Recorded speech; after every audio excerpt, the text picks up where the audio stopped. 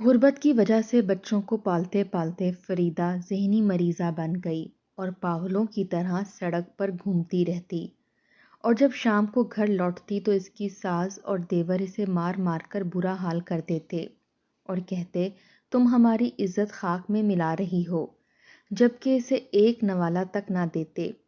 ایک دن فریدہ کے بچوں نے اماں کی چیخیں سنی تو آدھی رات کو اسے ساتھ لے کر گھر سے بھاگ گئے۔ تو ساس دیور نے شکر کیا کہ جان چھوٹ گئی ہے۔ کچھ عرصے بعد سیلاب آیا اور سب کچھ بہا کر لے گیا۔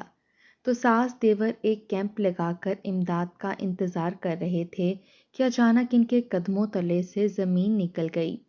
جب سامنے امداد لے کر آنے والے، پتہ نہیں یہ کمبخت ماری کب مرے گی اور کب ہماری جان چھوٹے گی۔ فریدہ کی ساس رضوانہ بیگم نے بڑے غصے سے یہ بات کہی تھی۔ ان کا بیٹا جعفر کہنے لگا، ہمارے بھائی کو کھا کر بھی اس کا پیٹ نہیں بھرا۔ اماں بڑی منحوس عورت ثابت ہوئی ہے، یہ مرے تاکہ ہم اس کی بچیوں کو اپنا غلام بنا سکیں۔ ایک تو فریدہ کا شوہر انتقال کر چکا تھا، اس بات کو 2 سال ہو گئے تھے۔ جب تک وہ زندہ تھا فریدہ کی زندگی کی مشکلات اتنی زیادہ نہ تھیں، لیکن ایک تو اس کے شوہر کا انتقال ہو گیا اور پھر دیور اور ساس نے اپنا اصل رنگ دکھایا۔ جب تک شوہر زندہ تھا سب کے خرچے وہ کر رہا تھا، لیکن جیسے شوہر کا انتقال ہوا دیور اور ساس نے اسے پائی پائی کا محتاج کر دیا۔ کہنے لگے کہ اپنا خرچہ خود اٹھاؤ، ہم نہیں اٹھا سکتے، اپنا کھانا پینا بھی الگ کر لو۔ فریدہ کی عدت بھی ختم نہیں ہوئی تھی جب وہ لوگوں کے گھروں میں کام کرنے لگی۔ کام کر کے جب واپس آتی تو بچے بھوک سے بلبلا رہے ہوتے، رو رہے ہوتے۔ ساس کو اتنی توفیق نہیں ہوتی تھی کہ کیا تھا کہ بچوں کو روٹی ہی کھلا دے۔ جب وہ آتی تو دونوں بیٹیاں بھوک سے بے حال ہوتیں۔ چھوٹا بیٹا تو صرف 5 سال کا تھا، وہ بھی رو رہا ہوتا تھا۔ دونوں بچیاں زیادہ بڑی تو نہیں تھیں، ایک 6 سال کی تھی، ایک 8 سال کی تھی، لیکن اپنے بھائی کو جیسا تیسا کچھ نہ کچھ پکا کر دیتی تھیں۔ ایک بار فریدہ کو کام کرتے ہوئے دیر ہو گئی، لیکن جب وہ گھر پر آئی تو دیکھا بڑی بیٹی کا ہاتھ جل گیا تھا اور وہ روئی جا رہی تھی، تڑپے جا رہی تھی۔ یہ دیکھ کر فریدہ کا دل جیسے غم سے پھٹنے لگا۔ کہنے لگی کیا ہوا ہے تمہیں؟ عظمیٰ کہنے لگی میں بھائی کے لیے روٹی بنا رہی تھی، اماں میرا ہاتھ جل گیا۔ میں نے دادی سے کہا تھا کہ ایک روٹی بھائی کو پکا دے، ہم بھوکے رہ لیں گے، لیکن دادی نے نہیں پکا کر دی۔ یہ سن کر فریدہ کو بہت غصہ آیا۔ ساری زندگی جب تک اس کا شوہر زندہ تھا وہ اپنی ساس کی خدمت کرتی رہی، اور اس پر مشکل وقت آیا تو ساس اور دیور دونوں نے ہاتھ اٹھا لیے تھے۔ اس نے جا کر اپنی ساس سے کہا کہ اماں کیا تھا کہ ایک روٹی بنا دیتی، چھوٹی سی بچی ہے، اپنے بھائی کو بھوکا دیکھ کر اس نے روٹی بنانے کی کوشش کی تو اس کا ہاتھ جل گیا۔ کیا تھا کہ آپ ایک روٹی ہی بنا دیتی، کیا میں نے کبھی آپ کو نہیں پوچھا، کبھی پکا پکا کر نہیں دیا؟ آج آپ کا بیٹا کیا دنیا سے گیا، آپ لوگوں نے تو ہمارے ساتھ غیروں والا سلوک کیا ہے۔ رضوانہ بیگم کہنے لگی زبان کو لگام دو، سمجھی نا، اگر تم نے میری خدمت کی تو مجھ پر کوئی احسان نہیں کیا۔ اس گھر میں تمہیں رکھا ہوا ہے، تمہیں گھر سے دھکے دے کر نہیں نکالا، تو یہ میرا احسان ہے تم پر۔ تم پیچھے سے باپ سے گھر لے کر نہیں آئی تھی۔ وہ کہنے لگی اس پر میرے شوہر کا بھی حصہ ہے، سارے گھر پر آپ نے قبضہ کر رکھا ہے، بس ایک کمرہ مجھے اور میرے بچوں کو دیا ہے، اور آدھا گھر جو آپ نے کرائے پر چڑھا رکھا ہے اس میں میرا بھی حق بنتا ہے۔ یہ سن کر رضوانہ بیگم کا تو دماغ گھوما تھا، کہنے لگی میں تمہارے منہ پر تھپڑ مار دوں گی اگر تم نے زبان چلائی یا میرے گھر پر نظر رکھی تو میں دھکے دے کر نکال دوں گی۔ وہ کہنے لگی میں بھی دیکھتی ہوں آپ مجھے کیسے نکالتی ہیں، میں بھی پولیس کا راستہ جانتی ہوں، آپ پر کیس بھی کر دوں گی۔ ویسے ہی وہ بچوں کے لیے کما کما کر تھک گئی تھی، حالانکہ آدھے گھر کو کرائے پر چڑھا رکھا تھا اور اس کا اچھا خاصا کرایہ آتا تھا، جو سارا کا سارا رضوانہ بیگم اپنے ہاتھ میں رکھتی تھی، کیونکہ چھوٹا بیٹا نکما تھا، کچھ نہیں کماتا تھا، جو کرایہ تھا ماں بیٹا اسی کو کھاتے تھے۔ حالانکہ ایک پنکھا چلتا تھا فریدہ کے کمرے میں، لیکن آدھا بل بھرنے کی ذمہ داری اس کو دے دی گئی۔ حالانکہ اس کے پاس تو فریج تک نہیں تھا۔ گھر آ کے وہ تازہ آٹا گوندتی تھی، کبھی کسی مالکن نے کوئی سالن دے دیا تو وہی گرم کر کے بچوں کو کھلا دیتی تھی۔ صبح صبح اٹھ کر بچوں کو بس ناشتہ دے کر آ جاتی تھی۔ آتے آتے اسے شام ہو جاتی تھی اور دوپہر کے وقت دونوں بیٹیاں تو صبر سے بھوکی رہ لیتی تھیں، لیکن بیٹا کھانا مانگتا تھا کیونکہ چھوٹا تھا۔ فریدہ سے پہلے ہی شوہر کا صدمہ برداشت نہیں ہو رہا تھا اور اس پر یہ ستم ہوا تھا کہ گھر کی بچوں کی کفالت کی ذمہ داری اس بیچاری پر آ گئی تھی۔ ساس اور دیور بھی سپورٹ کرنے کو تیار نہ تھے۔ شوہر تھا تو آدھے گھر میں اس کی حکمرانی بھی تھی۔ ساس دیور کو پکا کر دیتی تھی، لیکن پورے گھر کی سیاہ سفید کی مالک وہی تھی۔ تب تو ساس یوں چپ رہتی تھی جیسے اس کے منہ میں زبان ہی نہ ہو، کیونکہ شوہر کی نوکری بہت اچھی تھی اور کمائی بھی بہت زیادہ اچھی تھی۔ لیکن اس کی کمپنی نے اسے دبئی بھیج دیا، جہاں سے یہ خبر ملی کہ اس کا ایکسیڈنٹ ہو گیا ہے اور اس کی ڈیڈ باڈی بالکل جل کر خاک ہو گئی ہے۔ تدفین تک وہیں ہوئی تھی۔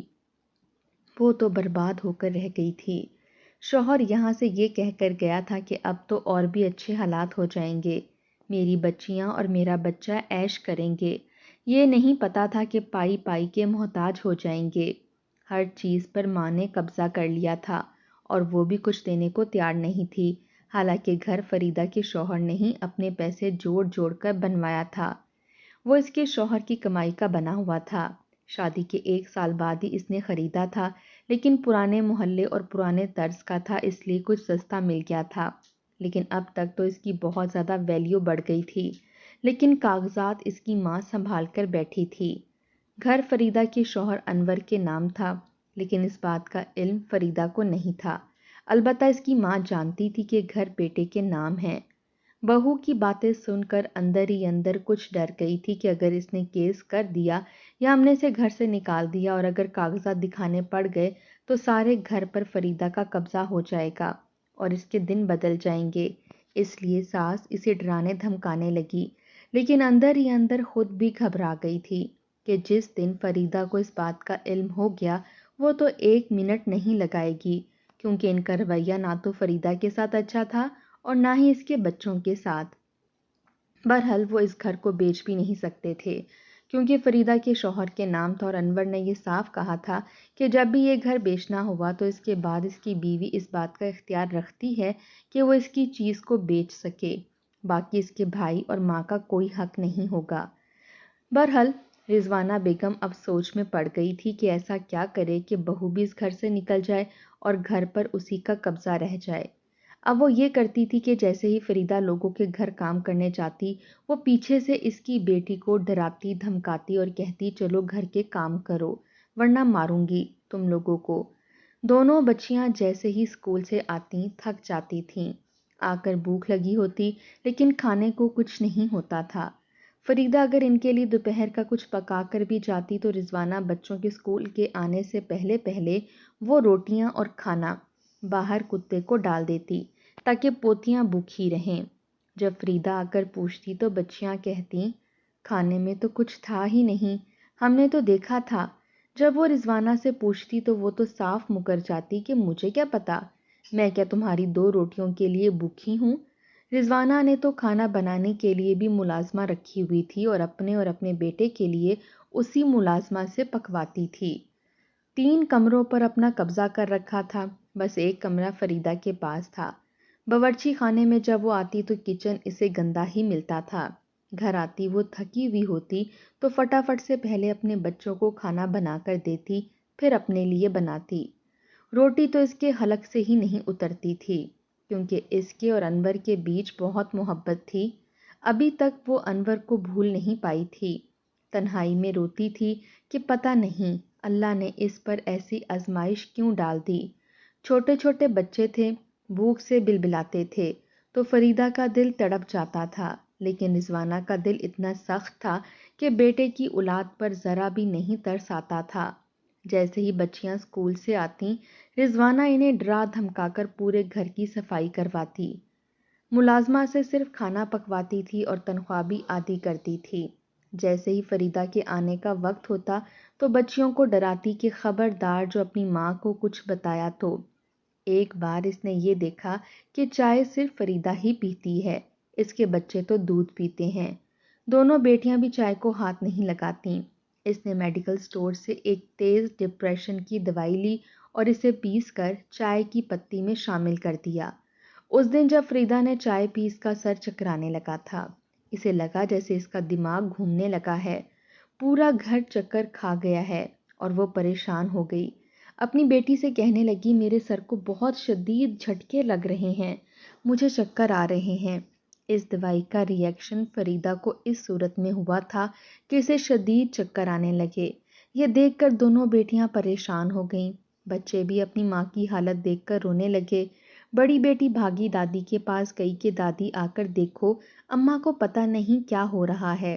لیکن وہ کہنے لگی، میں کیا کروں، میں نے تمہاری ماں کی صحت کا ٹھیکہ تھوڑی لے رکھا ہے، ہٹو یہاں سے۔ یہاں تک کہ بڑی بیٹی پڑوس میں سے 2-3 خواتین کو بلا کر لے آئی۔ وہ اسے ڈاکٹر پر لے گئے۔ ڈاکٹر نے کہا شاید ان کی نیند پوری نہیں ہوتی، اس وجہ سے یوں چکر آیا ہے، اپنی صحت کا خیال رکھیں گی تو ٹھیک ہو جائیں گی۔ ڈاکٹر نے 1-2 عام سی دوائیاں لکھ دیں، لیکن یہ درد دن بدن بڑھنے لگا تھا۔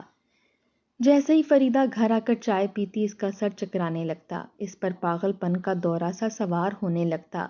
کبھی وہ اپنے ہاتھوں کو کاٹنے لگتی، کبھی اپنے آپ کو نوچنے لگتی، کبھی چکر کی شدت کو کم کرنے کے لیے اپنے بال نوچتی کہ کسی طرح سے اس کے چکر ختم ہو جائیں، کبھی رونے لگتی تو کبھی ہنسنے لگتی۔ یہ سب دیکھ کر اس کے بچے رونے لگتے تھے کہ ماں کو کیا ہو گیا ہے۔ وہ ڈاکٹر کی دی ہوئی نیند کی دوائی اپنی ماں کو کھلا کر سلا دیتے۔ اب تو اسے ہوش ہی نہیں ہوتی تھی کہ بچے کہاں ہیں، کیا کھا رہے ہیں، کیا پی رہے ہیں۔ رضوانہ فریدہ کی حالت دیکھ کے بہت خوش ہوتی تھی، کیونکہ اب اس کے بال بکھرے رہنے لگے تھے۔ ایک بار وہ کام پر گئی تو وہاں بھی اس کو چکر آنے لگے۔ اتنے شدید چکر آئے کہ اس کو دورہ وہاں پر شروع ہو چکا تھا۔ وہ اپنے آپ کو مارنے لگی، نوچنے لگی۔ یہ دیکھ کر اس کی مالکن نے اسے گھر سے نکال دیا۔ وہ پورا دن سڑکوں پر گھومتی پھرتی رہی۔ جب ہوش ٹھکانے آیا تو گھر واپس آئی۔ دیکھا تو بچے رو رو کر بے حال تھے کہ پتہ نہیں ماں کہاں چلی گئی، واپس کیوں نہیں آئی۔ بڑی بیٹی بہت زیادہ پریشان ہو گئی تھی، کیونکہ اب فریدہ نے کام چھوڑ دیا تھا، کوئی بھی اس سے کام نہیں کرواتا تھا۔ جب وہ ٹھیک ہوتی تو اپنی حالت پر روتی تھی، اور جب اسے دورہ پڑتا تو وہ ہوش میں نہیں رہتی تھی۔ کبھی کبھی تو اپنے بچوں کو بھی مارنے لگتی، کبھی کبھی بنا دوپٹے کے گھر سے باہر نکل جاتی۔ جب دورہ ختم ہوتا، گھر پر آتی تو رضوانہ کہتی، آ گئی ہماری عزت کو خاک میں ملا کر۔ اس کا دیور کہنے لگا، اماں آپ کو نہیں پتا، بھابھی کی ان حرکتوں کی وجہ سے میں کتنا ذلیل ہو رہا ہوں۔ محلے والے مجھے باتیں کرتے ہیں کہ تمہارے گھر کی عزت بنا دوپٹے کے گلیوں میں گھومتی ہے۔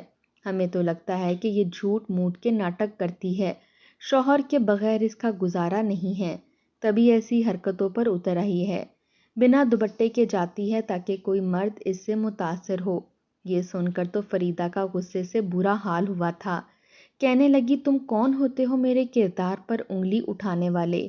مجھے نہیں پتا جب مجھ پر دورہ پڑتا ہے تو مجھے کیا ہوتا ہے، لیکن اتنا ہوش ضرور ہے کہ کوئی بھی شخص میرے قریب نہیں آتا۔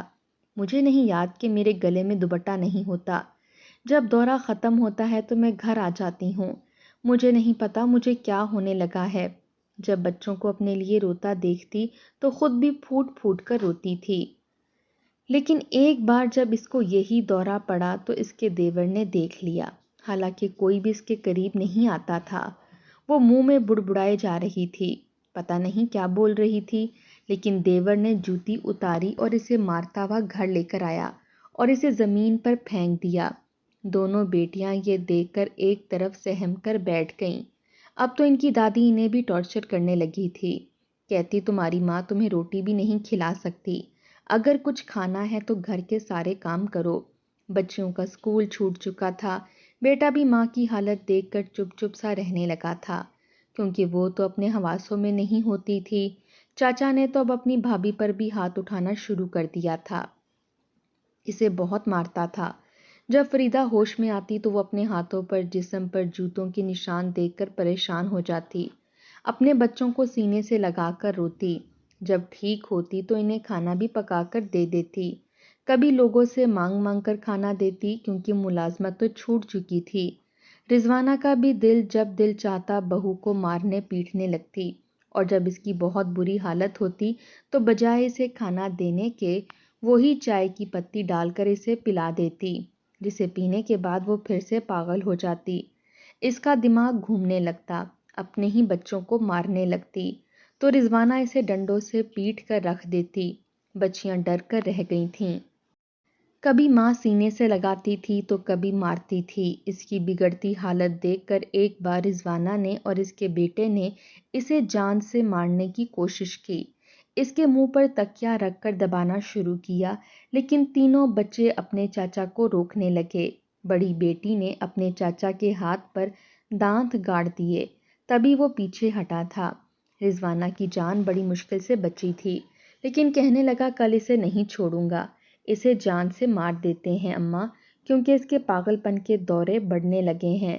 یہ سن کر دونوں بچیاں ڈر گئی تھیں کہ کہیں ان کی ماں مر ہی نہ جائے، یہ چاچا اور دادی مل کر اس کی ماں کو مار ہی نہ ڈالیں۔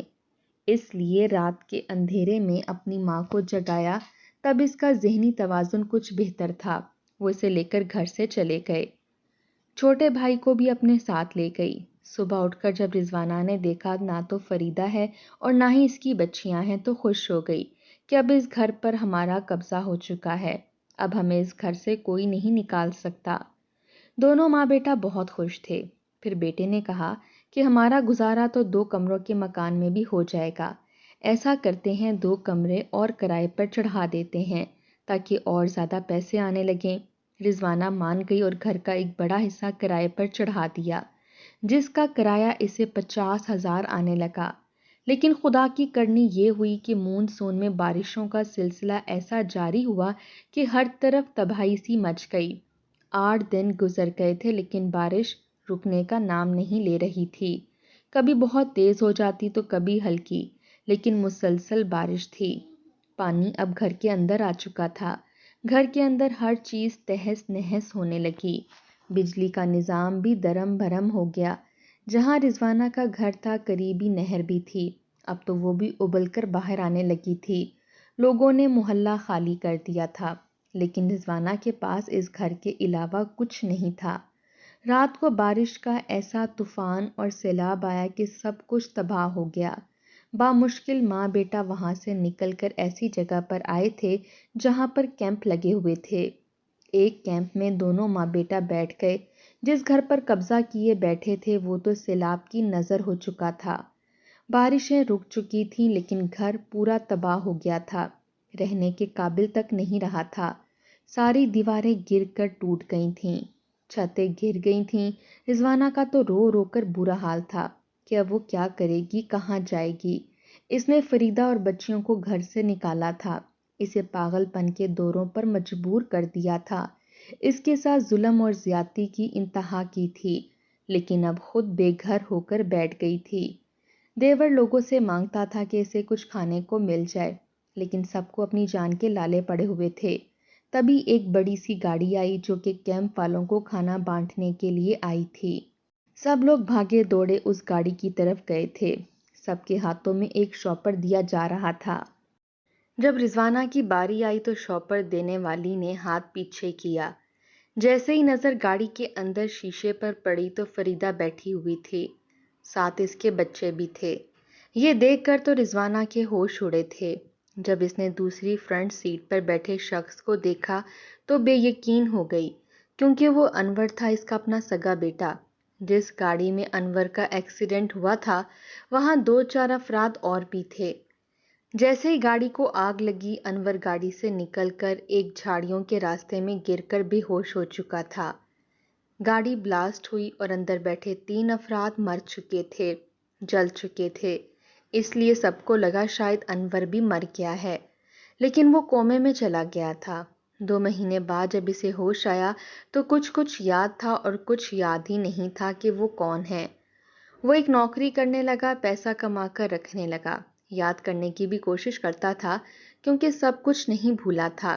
اتنا پتا تھا کہ پاکستان سے آیا ہے، لیکن پاسپورٹ کا نہیں پتا تھا کہ کہاں ہے۔ یہ بھی یاد تھا کہ وہ پڑھا لکھا ہے، لیپ ٹاپ پکڑتا تھا تو انگلیاں خود بخود چلنے لگتی تھیں، اس لیے نوکری بھی مل گئی، پیسہ بھی آنے لگا، لیکن یہ نہیں پتا تھا کہ پاکستان کے کس شہر میں رہتا ہے۔ کبھی کبھی ہلکی ہلکی جھلک اسے اپنی بیوی بچوں کی نظر آتی، کبھی ماں کی، لیکن مکمل طور پر کچھ بھی یاد نہیں تھا، نہ اپنا شہر نہ اپنے گھر کا پتہ۔ جب بہت سارا پیسہ کما لیا تو اس نے اپنا پاسپورٹ بھی بنوایا، پاکستان واپس آ گیا۔ جس رات فریدہ اور اس کے بچے باہر نکلے تھے تو فٹ پاتھ پر بیٹھے ہوئے تھے اور رو رہے تھے۔ تب ایک سیاہ گاڑی ان کے پاس کھڑی ہوئی جس میں ڈرائیور تھا اور انور تھا۔ فریدہ اور بچوں کو دیکھ کر اسے کافی کچھ یاد آ گیا تھا۔ وہ بیوی بچوں کو لے کر اپنے چھوٹے سے فلیٹ میں آ گیا جو اس نے خریدا تھا، جہاں ہر سہولت کی چیز موجود تھی۔ آہستہ آہستہ اسے سب کچھ یاد آ گیا۔ اس نے فریدہ کا جب علاج کرایا تو پتہ چلا کہ اسے ایک ہائی ڈپریشن کی گولی دی گئی جس کے ایکشن میں اسے یہ دورے پڑتے تھے۔ فریدہ کا علاج انور نے کروا دیا، تبھی سیلاب آ گیا، لیکن ان کا علاقہ محفوظ رہا۔ لوگوں کی مدد کے لیے گئے تو وہاں اسے اپنی ماں اور بھائی بھی نظر آ گئے، جن کی ساری حقیقت فریدہ پہلے ہی بتا چکی تھی۔ اس نے اپنی ماں کو معاف نہیں کیا تھا، کہنے لگا آپ نے میری بیوی اور بچوں کے ساتھ اچھا سلوک نہیں کیا۔ اس نے دوبارہ سے اپنا گھر تعمیر کروایا تھا، لیکن اپنی ماں اور بھائی کو بس 2 کمروں کا گھر دیا تھا، کیونکہ ماں تھی، بے آسرا نہیں چھوڑ سکتا تھا۔ لیکن باقی کا گھر اس نے کرائے پر چڑھا دیا، خود اسی فلیٹ میں اپنی بیوی بچوں کے ساتھ رہنے لگا۔ فریدہ اللہ کا شکر ادا کرتی تھی، کہتی تھی کہ اللہ کا شکر ہے کہ اللہ نے اس کی مشکلات کو آسانیوں میں بدل دیا۔